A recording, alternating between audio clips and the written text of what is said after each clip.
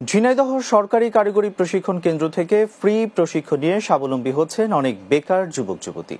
নিজেকে প্রতিষ্ঠিত করেছেন দক্ষ জনশক্তি হিসেবে। প্রতি মাসে আয় করছেন ৮ থেকে ১৫,০০০ টাকা পর্যন্ত। এখানে প্রতিদিন প্রায় ১৮টি ট্রেডে প্রশিক্ষণ দেওয়ার পাশাপাশি দেওয়া হয় ১০০ টাকা করে যাতায়াত খরচ। বেকারত্ব দূরীকরণে দিন দিন সফলতা পাচ্ছে প্রতিষ্ঠানটি। ঝিনাইদহ প্রতিনিধি আব্দুল্লাহ আল মামুনের প্রতিবেদন, জানাচ্ছেন বুলবুল আহমেদ রিপোর্ট। আমাদের ঝিনাইদহ ক্যাডেট কলেজের সামনে ৩ একর জমির উপর ২০০৬ সালে প্রবাসী কল্যাণ ও বৈদেশিক কর্মসংস্থান মন্ত্রণালয়ের অধীনে জনশক্তি কর্মসংস্থান ও প্রশিক্ষণ ব্যুরো নিয়ন্ত্রণাধীন কারিগরি এ প্রশিক্ষণ কেন্দ্র স্থাপিত হয়। এখানে রয়েছে অত্যাধুনিক অবকাঠামো, শিক্ষা সহায়ক, দারিদ্র্য বিমোচন, স্কিল ডেভেলপমেন্ট সহ বেকার সমস্যা দূরীকরণ, শিল্পায়নে সহায়ক, দক্ষ জনশক্তি সৃষ্টি ও আন্তর্জাতিক বাজারে দক্ষ জনশক্তি সরবরাহ বৃদ্ধির উদ্দেশ্যকে সামনে রেখে পরিচালিত হচ্ছে এই কেন্দ্রটি। বিদেশে যেতে ইচ্ছুক এমন কর্মীদের প্রি ডিপাচার ওরিয়েন্টেশন ট্রেনিং কোর্সে প্রশিক্ষণ শেষে মহাপরিচালক স্বাক্ষরিত সার্টিফিকেট দেওয়ার পাশাপাশি বিদেশে পাঠাতে সব ধরনের সহায়তা দেওয়া হয়। প্রশিক্ষণের বিভিন্ন দিক তুলে ধরেন প্রশিক্ষকরা।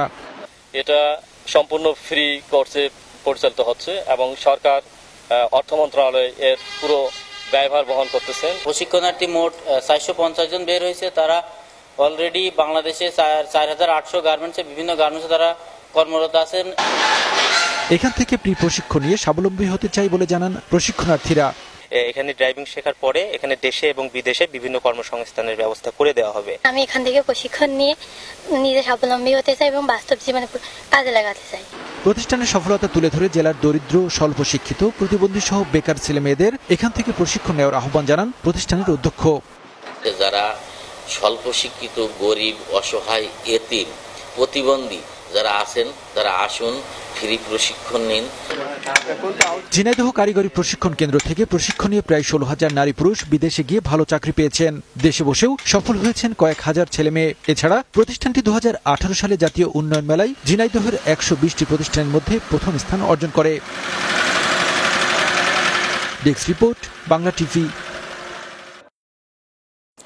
চাঁদপুরের হাইমচর উপজেলার নীলকমল ওসমানিয়া উচ্চ বিদ্যালয়ের এসএসসি পরীক্ষার্থী সোহানের আত্মহত্যার প্ররোচনাকারীদের দৃষ্টান্তমূলক শাস্তি ও বিচারের দাবিতে মানববন্ধন করেছে সহপাঠী এবং এলাকাবাসী। গতকাল বিকেলে উপজেলার চরভাঙ্গা গ্রামে জনতা বাজার সড়কে মানববন্ধন করেন তারা। নিহতের স্বজনরা বলেন, বাবুল ব্যাপারী ছেলে সোহানের সাথে চরভাঙ্গা গ্রামের বাবুল শেখের মেয়ে বিথির প্রেমে সম্পর্ক ছিল। বিষয়টি বিথির পরিবার মেনে না নিয়ে সোহানকে বিষপানে আত্মহত্যার কথা বলে মারধর করায় সে গত ১৯ নভেম্বর বিষপানে আত্মহত্যা করে। এ ঘটনায় স্বজনরা প্রতিবাদ জানিয়ে মানববন্ধন কর্মসূচি পালন করেন।